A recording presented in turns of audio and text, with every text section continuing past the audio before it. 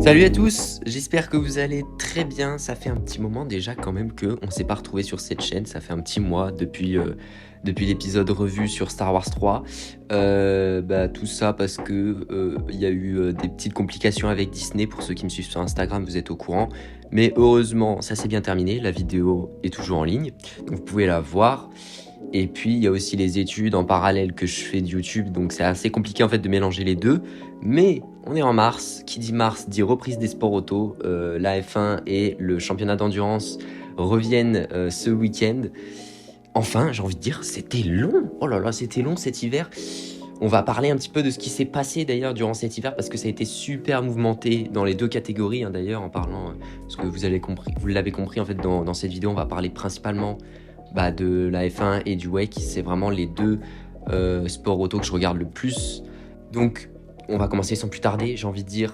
On commence par la F1, je pense que tout le monde est au courant quand même de ce qui s'est passé cet hiver en Formule 1 avec la silly season, les transferts, le jeu de chaises musicales. Hamilton part de Mercedes à la fin de la saison 2024 et rejoindra Ferrari en remplacement de Sainz. Bon, c'était assez incroyable, vraiment, le jour, je m'en souviendrai, moi, encore de la révélation de cette annonce-là. Au début, on pensait tous que c'était qu'une simple rumeur, mais bon, on a bien vu vraiment qu'au fil de la journée, ça prenait de plus en plus d'ampleur. C'était n'importe quoi, vraiment, cette journée-là, n'importe quoi. Et je pense qu'on aura vécu une des plus grosses journées de la Formule 1, ce jour-là, je veux dire. Enfin, une bombe comme ça arrive, allez, une fois toutes les décennies, je pense. Donc, ce transfert, il dit quoi? Il dit vraiment que Vasseur, depuis qu'il est au poste de PDG chez Ferrari, ça rigole zéro. Enfin, PDG chez Ferrari, team principal plutôt, parce que PDG, c'est plutôt John Ekan.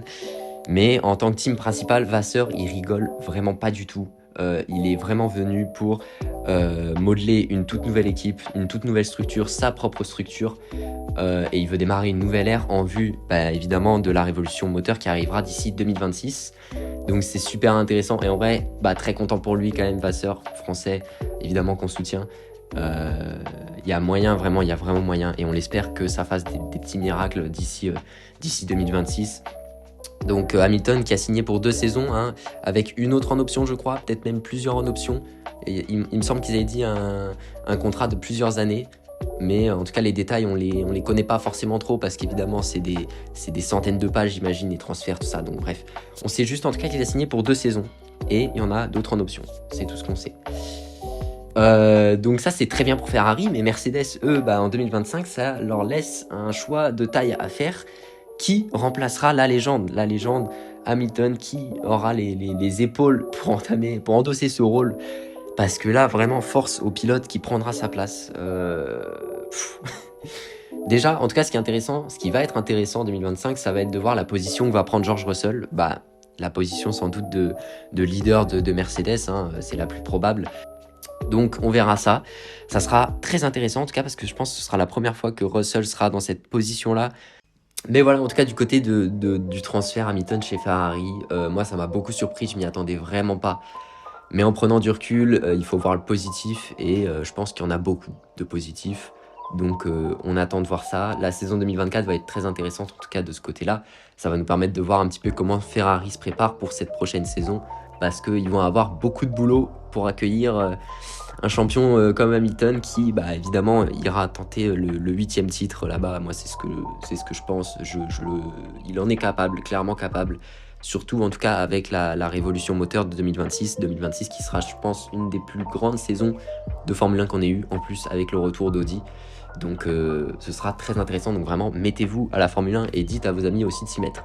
Autre affaire qui a ébranlé le paddock pendant l'hiver, c'est l'affaire Christian Horner. Alors là, je vous parle, heureusement, pour moi, l'affaire s'est conclue. Donc, je vais pas dire de rumeurs et tout ça. Horner avait été inculpé dans une affaire qui le mettait un petit peu très mal, d'ailleurs. On reprochait surtout à Horner, en fait, un comportement inapproprié envers une femme du team Red Bull. Donc celle-ci, elle a porté plainte et du coup l'affaire, elle a vraiment pris de l'ampleur cet hiver. Donc tout le monde tout de suite a pensé que Horner devrait partir, devrait quitter son rôle de team principal de Red Bull. Et on a appris hier, au moment où je m'enregistre là, on a appris hier que Christian Horner est innocenté. Donc il restera aux commandes du team Red Bull. Je vais pas commenter plus parce que c'est un sujet super délicat. Et puis, si je dois donner mon avis là-dessus, je dirais juste qu'il n'y a pas de fumée sans feu. Donc, c'est quand même étrange qu'il y ait eu des accusations. Après, on sait évidemment que ça peut être une sorte de vengeance et tout ça. On sait pas du tout ce qui s'est passé. Il y a eu un rapport de 100 pages sur cette affaire-là, donc ça a vraiment pris de l'ampleur. Tout ce qu'il faut retenir, c'est que Horner a été inculpé, mais qu'il a été aussi innocenté. Donc on verra par la suite si il y a encore quelque chose de ce style qui ressort. Mais il restera aux commandes de Red Bull pour la saison 2024 et sans doute les saisons futures. Autre nouvelle du coup, cet hiver en Formule 1, vous l'avez vu aussi, les révélations des voitures, elles ont fait parler d'elles parce qu'il y a eu un petit drama quand même cet hiver concernant les couleurs des voitures. Il y en a beaucoup qui reprochaient qu'il y avait trop de carbone, trop de noir sur les voitures en fait, et que du coup la F1 perdait petit à petit son identité. Alors il faut savoir qu'en fait les écuries, elles mettent de plus en plus de carbone sur leurs voitures. Pourquoi ? Parce que ça fait diminuer le poids. La peinture que vous mettez sur les voitures, évidemment que ça influe sur la vitesse en course parce que ça rajoute du poids. Et donc les écuries, pour maximiser leur performance, elles vont chercher à développer la meilleure voiture possible. Et donc ça passe par moins de couleurs sur les voitures. Donc ça donne cette saison vraiment des voitures très sombres. Si on compare à la saison 2022 où il y a eu la nouvelle réglementation, les voitures elles étaient vraiment colorées. Même les anciennes saisons avant les réglementations, je pense à 2018-2019 il me semble, il y avait vraiment beaucoup de couleurs, vraiment rien qu'à la grille de départ, vraiment on reconnaissait toutes les écuries. Là, c'est vrai que c'est un peu plus compliqué, donc il y a eu un petit drama comme ça, et il y en a qui se posent la question si à l'avenir la FIA doit réguler cette règle justement esthétique. Est-ce qu'on doit limiter l'apport en carbone dans les voitures ? Voilà, est-ce qu'il y aurait une limite à fixer ? On verra bien ce que ça donne dans les années à venir. Dorian Pain, faut en parler aussi. Dorian Pain, ça va faire la transition comme ça avec le WEC. Le WEC, je vais moins en parler évidemment. Il s'est moins passé de choses en WEC, mais il s'est quand même passé des choses, vous inquiétez pas. Dorian Pain, donc, qui était en WEC et qui est toujours en WEC avec Iron Dams, a fait ses débuts en monoplace. Elle roulait déjà, il me semble, en Formule 4. Et ça se passait déjà très très bien pour elle, vraiment. Dorian Pain, elle a 19 ans, il me semble. Elle va en avoir 20 cette année. Pilote de légende, voilà, je pense qu'elle aura une vraiment sacrée carrière. Elle en a déjà une sacrée carrière. À 19 ans, elle cumule déjà les championnats et elle participe à des courses de légende, comme les 24 heures du Mans. Elle a participé à cette course pour la première fois durant le centenaire. Donc assez incroyable à 19 ans de pouvoir dire j'ai fait les 24 heures. Et donc Dorian Pain s'est engagé en 2024 en F1 Academy. La F1 Academy, pour ceux qui ne le savent pas, c'est un championnat de course auto qui est organisé en fait par le Formula One Group, donc le même qui organise le championnat officiel, et qui est lui dédié aux pilotes féminines, pareil, et qui utilise des monoplaces de Formule 4. Et la règle en F1 Academy récemment, c'est que chaque écurie de Formule 1, donc des hommes, devrait sponsoriser une pilote de la F1 Academy en 2024.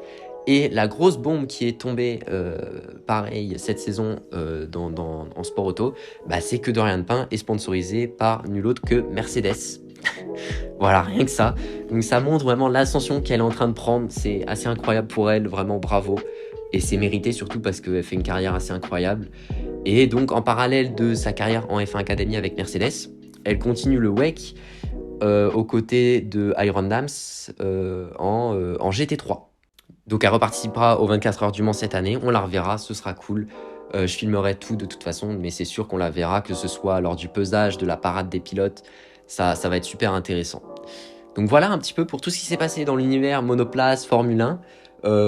Côté WEC, il s'est passé moins de choses, il y a eu moins de bombes, mais on notera quand même que Nick De Vries, qui avait participé déjà à la Formule 1 l'année dernière aux côtés d'AlphaTauri, le temps d'une moitié de saison malheureusement pour lui, s'est engagé aux côtés de Toyota en WEC, donc en hypercar.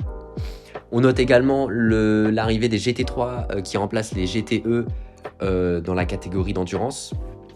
Donc ce qui fait que tout le long du WEC, on aura deux catégories principales, les hypercars et les GT3.